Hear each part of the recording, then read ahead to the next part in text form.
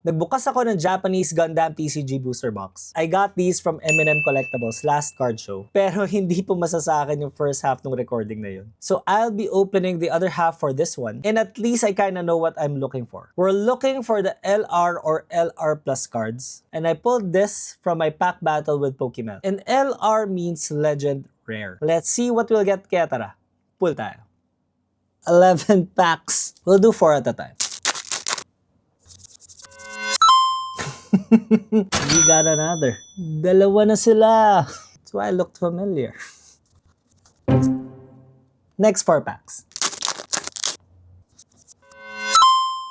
Ooh, wow! Got another LR. I really like the texturing of these cards. Ganda.